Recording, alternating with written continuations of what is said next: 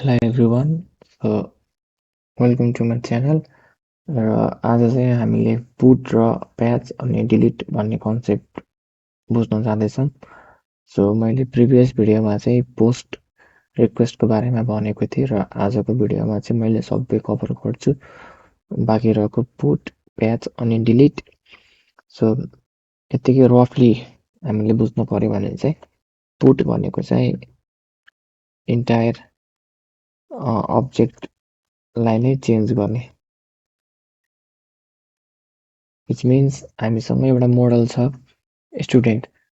अब हामीलाई स्टुडेन्टको सबै डेटाहरू चेन्ज गर्न पर्यो, name, roll number, address, phone, Gmail. त्यति बेला हामीले पुट मेथड युज गरिन्छ। तर मलाई कुनै स्टुडेन्टको नेम मात्र चेन्ज गर्न पर्यो अथवा फोन मात्र चेन्ज गर्न पर्यो भने चाहिँ हामीले प्याच रिक्वेस्ट युज गरिन्छ। त्यति गाह्रो छैन, यसलाई पनि हेरिहालौँ। हाम्रो सबै काम केमा हुन्छ? भ्यू सेटमा हुन्छ। म चाहिँ यहाँ गरिहाल्छु। @API view. हाम्रो पहिलो भनेको पुट हो अनि अर्को भनेको प्याच हो। यदि दुईटा कुनै मेथड हामीले एउटै भ्युजमा लेख्न छ भने चाहिँ हामीले यसरी कमा र यो यो के भन्छ यसलाई, के एक्ज्याक्टली मैले यसको नाम इन्भर्टेडमा राखेर र कमा दिएर गरिन्छ। अब चाहिँ एउटा मेथड बनाऊँ, डेफ अपडेट एपिआई भनेर। रिक्वेस्ट र मैले ज्याङ्गोको भिडियोमा पनि मैले भनेको छु र यो एकदम बुझ्नुपर्ने कन्सेप्ट हो। जस्तै हामीलाई कुनै पनि डेटा एड गर्न पर्यो भने चाहिँ हामीलाई आइडी चाहिन्न, किनभने त्यो डेटाबेसमा क्रिएट नै भएको हुन्न। त्यसले आइडी कुनै पनि पाएको हुन्न। र हामीलाई कुनै पनि डेटालाई अपडेट गर्न पर्यो भने चाहिँ पहिला सुरु हामीलाई त्यसको आइडी थाहा हुनुपर्छ र त्यही डेटालाई हामीले अपडेट गर्ने हो भन्नुपर्छ। त्यसका लागि चाहिँ हामीले यहाँ आइडी भनेर दिन्छ। रिक्वेस्ट प्यारामिटर छँदैछ र आइडी भन्ने पनि छ।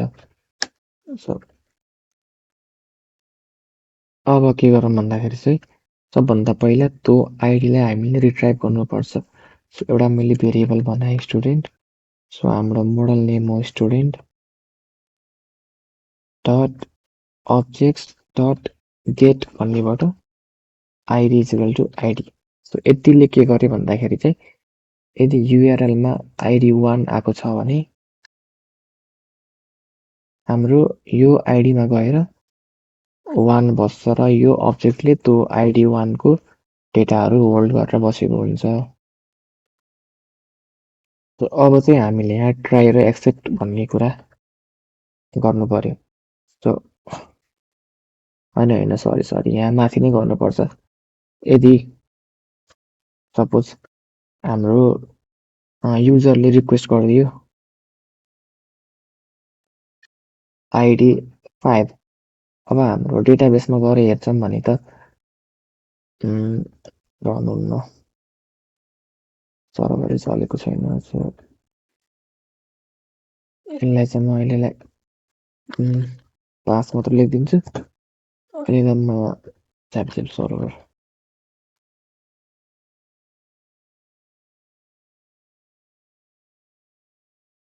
ल।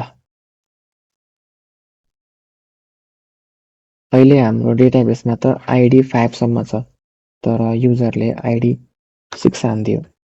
6 हानिदियो भने त हामीसँग डेटाबेसमै आइडी 6 छैन। त्यसले त डेटा रिट्राइभ गर्ने कुरा भएन, जसले गर्दाखेरि एरर आउँछ। एरर नआओस् भनेर हामीले एउटा ट्राई ब्लक चाहिँ लेखौँ, ट्राई गरौँ। बल्ल यहाँ एउटा इन्स्टेन्स बनाऊँ। Student dot objects dot get ID is equal to ID. अब यदि हाम्रो आइडी त्यसले भेट्टाएन भने के भन्दाखेरि चाहिँ student dot does not exist. यदि त्यो आइडी नै एक्जिस्ट गर्दैन भने चाहिँ रिटर्न रेस्पोन्स स्ट्याटस डट यहाँ नट फाउन्ड भन्ने 404 चाहिँ नट फाउन्ड भन्ने पठाइदिउँ ल। अब यदि रिक्वेस्ट गरेको कुरा चाहिँ ल पुट हो। मैले माथि नै भनेको थिएँ पुट भनेको हाम्रो इन्टायर डेटाबेसलाई चेन्ज गर्ने हो र प्याच भनेको एउटा रोलाई मात्र चेन्ज गर्ने हो। सो पुट गर्ने बित्तिकै हामीले एउटा serializer equal to student सिरियलाइजर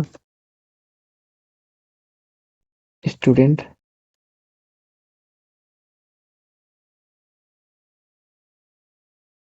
data is equal to request dot data.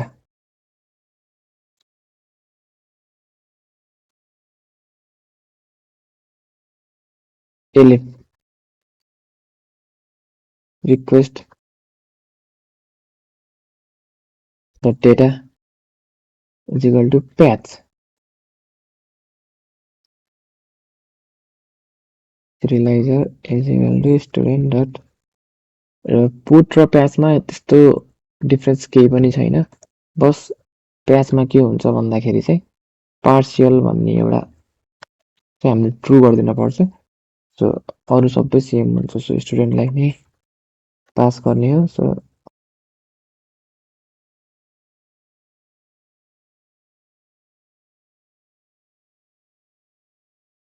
Student so data भनेको रिक्वेस्ट अफ डेटा नै हुन्छ र यहाँ गएर बल्ल पार्शियल भनेको ट्रु हुन्छ। सो हामीले हेर्न सक्छौं कि पुटमा चाहिँ यो पार्शियल ट्रु थिएन र प्याचमा चाहिँ पार्शियल ट्रु छ। अरु सबै सेम नै हो। अब बल्ल यहाँ चेक गर्न पर्यो if serializer is valid.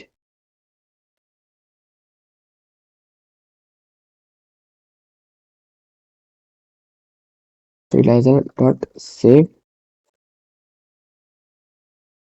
so return response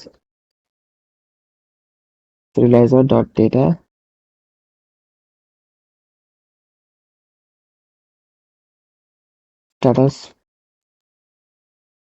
status dot http so यो हाम्रो अपडेट भएको थियो। सो अपडेटको लागि चाहिँ एउटा कुनै ओके भन्ने छ। सो ओके भनेको हाम्रो कतिमा छ 200 मा होला सायद ओके भन्ने छ। सो 200 ओके 200 छ हैन भने चाहिँ return response status dot http 400 bad request हाल्दिन। Okay so http 400 bad request ल हामीले भ्युजमा गर्न पर्ने काम सबै गर्यौं। अब युआरएल्स लाई कन्फिगर गरौँ। सो यहाँ गएर हामीले अपडेट गरेर चाहिँ इन्टमा आईडी लाई पास गर्नुपर्छ। सो यो सबै कुरा मैले ज्याङ्गोको सिरिजमा नै भनेको छु, डिटेलली भनेको छु हामीले कसरी पास गरिन्छ भनेर। सो अहिलेलाई मैले त्यहाँ के पनि भनेन। Name is equal to update API ल। अब चाहिँ हाम्रो चेक गरौँ ल। सो यहाँ गएर मैले अपडेटमा गएर आईडी 1 हाने भने चाहिँ यहाँ मैले अब पुट र प्याच भन्ने दुईटा बटन पाएको छु। सो हाम्रो आईडी 1 मा कुन छ अहिले आईडी 1 मा महेश लम्साल छ। सो म चाहिँ अहिले के गर्छु भन्दाखेरि चाहिँ पहिला सुरु डेटा सबैलाई कपी गर्छु। सो पुट गर्दाखेरि चाहिँ हामीले सबै फिल्ड हाल्नु पर्छ। त्यही भएर सबै फिल्ड हाल्छु मैले र अहिलेलाई मैले महेश मात्र गर्दिन्छु। सो यहाँ 64 हाल्दिन्छु र यहाँ चाहिँ 2 हाल्दिन्छु ल। यति गरेर मैले यदि पुट गरे भने चाहिँ HTTP 200 ओके देखायो। सो अब चाहिँ हाम्रो डेटाबेसमा गएर डेटा रिफ्रेस गऱ्यौँ भने चाहिँ यहाँ महेश मात्र आएको छ। सो यहाँ 64 भएको छ र 2 मात्र भएको छ। यो भनेको हाम्रो पुट रिक्वेस्ट। अब मलाई फेरि पनि ID2 को ल ID2 को मलाई नेम मात्र चेन्ज गर्नु छ, अरू कुनै पनि फिल्डमा केही चेन्ज गर्नु छैन भने चाहिँ मैले फेरि यसमा गएर जस्ट यो आइडीलाई पनि फाल्दिउँ अनि आइडी राखौँ। सो हाम्रो ल यहाँ चाहिँ वरुण मात्र मैले दिएँ भने चाहिँ अब मैले यहाँ पुट गर्दाखेरि मिल्दैन। सो पुट गर्दाखेरि चाहिँ यहाँ HTTP 400 ब्याड रिक्वेस्ट भनेछ, किन भन्दाखेरि पुटमा त हामीले सबै फिल्ड दिनुपर्छ। सो यहाँ चाहिँ मैले अब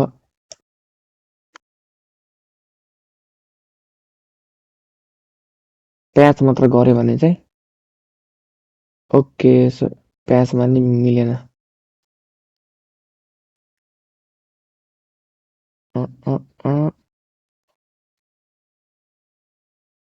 वेट ओके। सो अपडेट 1 भएको छ, सरी यहाँ चाहिँ अपडेट 1 होइन कि हाम्रो यो आइडी नम्बर 2 हो। सो 2 गरेर मैले 2 मा आयो भने चाहिँ यहाँ आएर अब चाहिँ मैले जस्ट यति मात्र दिएर मैले पुट गरेँ भने यहाँ HTTP ब्याड रिक्वेस्ट भनेको छ। सो मैले यहीमा गएर यदि ल प्याच मात्र गरेँ भने चाहिँ इलिगल ट्रेनिङ कमा सरी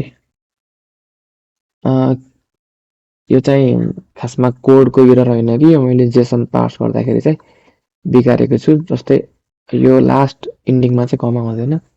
सो मैले प्याच गरेँ भने चाहिँ cannot okay. So cannot access local variable where it is not associated with value.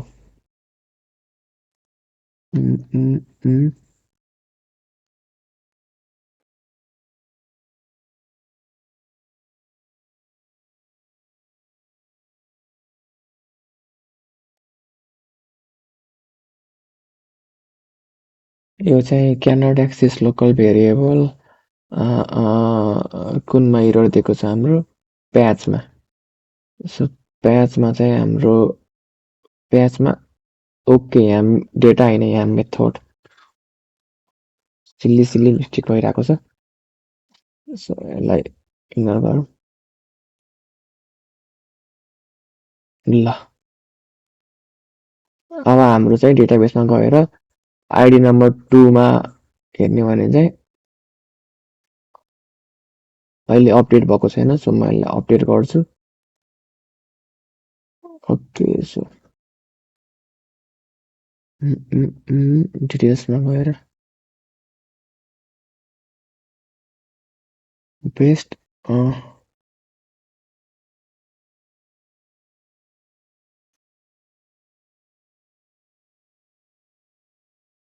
कस्तो यार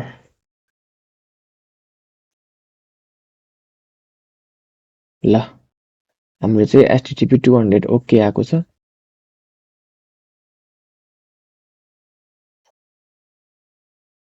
फेरि पनि म यहाँ गर्छु।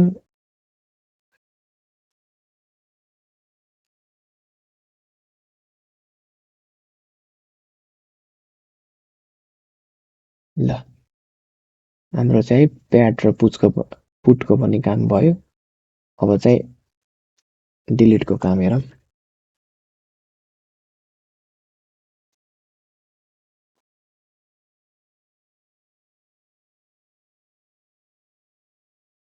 यहाँ हाम्रो डिलिट भन्ने हुन्छ। Save delete API request.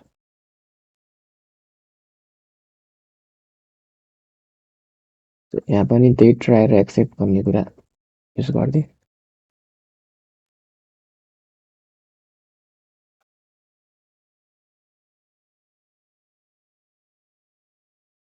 र यहाँ डाइरेक्टै हामीले स्टुडेन्ट डट डिलिट भन्ने हाल्ने बित्तिकै यो एपिआई डिलिट हुन्छ।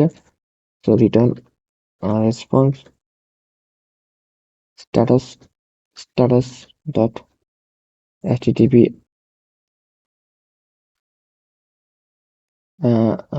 http नो कन्टेन्ट भन्ने हालिदिउँ। ल अब यसको लागि पनि युआरएल बनाऊ।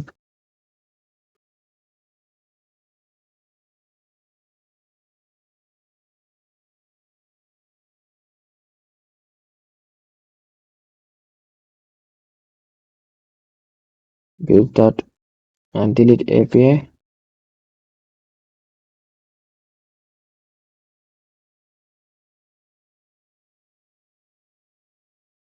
यहाँ चाहिँ हामीले आइडी पनि पास गर्नुपर्छ। सो यसले पनि आइडी लिन्छ। अब चाहिँ के गरौँ भन्दाखेरि चाहिँ डेटाबेसबाट आइडी नम्बर 1 लाई डिलिट गरिदिउँ।